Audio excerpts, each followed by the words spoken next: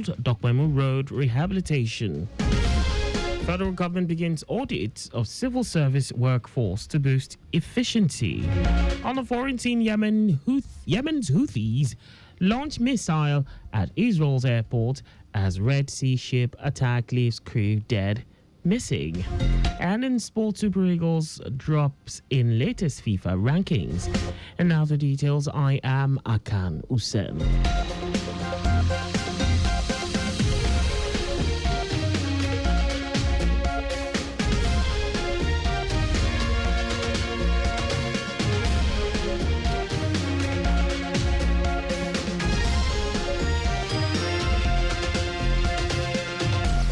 Following the reconstruction of the old Dokwemu Road, now Babajide Sanwo-Olu Road in Agege local government area, residents and commuters have commended the state governor for his giant strides for infrastructural development across the metropolis. It will be recalled that Governor Babajide Sanwo-Olu inaugurated the project on Wednesday, 2nd July, with a pledge to create sustainable communities, improve connectivity, and provide effective bypasses to ease traffic gridlocks, just as it gives priority to the completion of new and ongoing projects despite the tough economic terrain. Some of the respondents who spoke with our reporter, Sadiq Yusuf, said the road infrastructure upgrade has brought relief to them as they go about their daily activities and also enhance economic development of the area.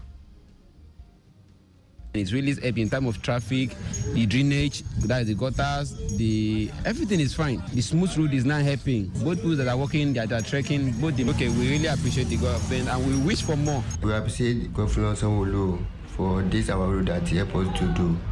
We appreciate very much. Even though we are even glad that you even remember us for this road. We appreciate Governor Sanwo-Olu for constructing this road, which have solar street lights and also good for vehicular movements. The old Dokwemu Road is a strategic bypass with solar street lights that traverses Agege and Alimosho local government area, linking Akomonjo Road, Old Ikpaja Road, and Lagos-Abeokuta Expressway. Lagos State government has emphasized the urgent need for accountants in public service to embrace global sustainability practices in financial reporting and governance. Special advisor to the governor, Office of Internal Audit, Iyabode Ayola, stated this at the 15th annual public lecture and investiture of new executive members of the Institute of Chartered Accountants of Nigeria, ICANN, Lagos State Public Service Chapter, with the theme, The Future of Accounting Profession, what every public service accountant must know about sustainability accounting. Ayola reiterated the state's commitment to capacity building and digital transformation in the public sector, noting that sustainable accounting is no longer optional but essential in tackling climate, economic, and developmental challenges. On his part, Accountant General and Permanent Secretary, Lagos State, Abiodun Murtala, who called for a positive change in the public sector, also noted that transparency in the sector will pave the way for a brighter and more sustainable future. In her acceptance speech, the 16th chairman of ICANN, Lagos State Public Service Chapter, Oluwatoyin Swarao, assured that under her leadership, the association will be driven by empathy, integrity, transparency, and accountability.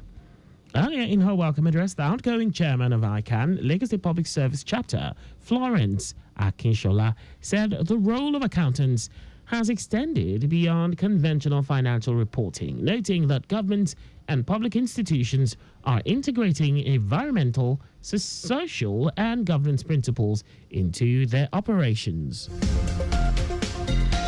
Kebbi State Governor Nasser Idris has ordered the immediate reconstruction of the Makera-Kangiwa Road linking the state to neighboring Niger State after it was washed away by recent flooding.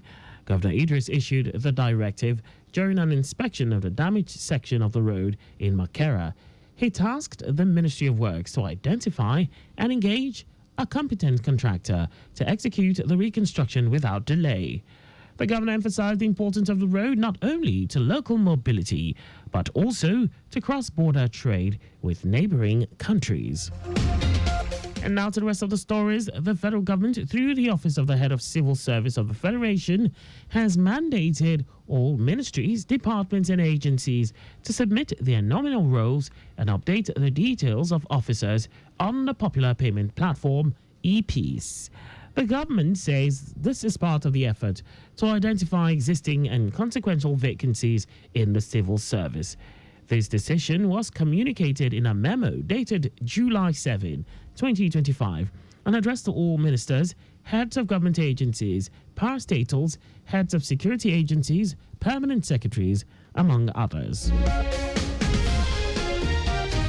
The Supreme Court has upheld the election of Senator Monday Okpebholo as the duly elected governor of Edo State, ending months of legal battles. In a unanimous ruling delivered by Justice Mohammed Garba, a 5-member panel dismissed the appeal filed by PDP candidate Aswego Dallo, citing lack of merit. The court ruled that the PDP failed to provide credible evidence showing Okpebholo did not win valid votes in the September 2024 gubernatorial election. The verdict brings closure to the legal contest following Okpebholo's victory at the polls.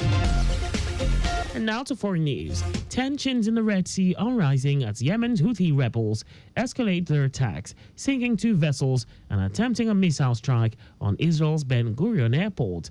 The Israeli military says it intercepted the missile launched towards its main international airport, while Houthi military spokesman Yahya Sari claimed responsibility, calling it a qualitative military operation in solidarity with Palestinians in Gaza.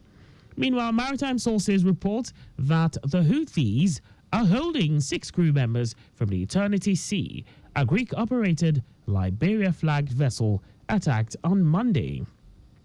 The strike killed at least 4 sailors and caused the ship to sink the following day. Out of 25 crew members on board, 10 were rescued from the sea, 11 remain missing, and 6 are believed to be in Houthi custody. The Houthis claim they rescued the sailors and provided them with medical care, but the U.S. Embassy in Yemen has accused the group of kidnapping the crew after sinking. In our sports, Nigeria Super Eagles have slipped 1 spot in the latest FIFA World Ranking, moving from 43rd to 44th position. The new rankings were officially released on Thursday via FIFA's website. This drop comes despite recent efforts by the national team to solidify its international standing in both friendly matches and World Cup qualifiers. While the change is marginal, it reflects the highly competitive nature of global football rankings, where every match result counts. On the African continent, Nigeria remains among the top footballing nations, but continues to trail behind Morocco, Senegal, and Egypt, who have maintained stronger form in recent months.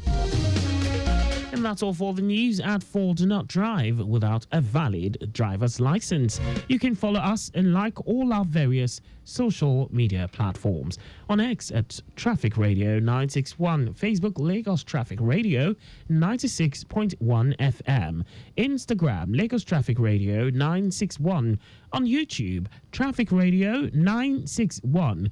Visit our website on www.trafficradio961.ng. You can also listen to Lagos Traffic Radio 96.1 FM live on My Lagos app for timely updates. Did you know that the Sanwo-Olu administration provided 450,000 pupils with e-learning devices? You can get more details on the Lagos State government's website. To end the news, here are the highlights of the major stories. Following the reconstruction of the old Dokpamu Road, now Babajide Sanwo-Olu Road, in Agege local government area, residents and commuters have commended the state governor for his giant strides for infrastructural development across the metropolis. The federal government, through the Office of the Head of Civil Service of the Federation, has mandated all ministries, departments, and agencies to submit their nominal roles and update the details of officers on a popular payment platform. We also told you that tensions in the Red Sea are rising as Yemen's Houthi rebels escalate their attacks, sinking 2 vessels and attempting a missile strike on Israel's Ben Gurion airport. And in sports, Nigeria's Super Eagles have slipped 1 spot in the latest FIFA World Ranking, moving from 43rd to 44th position.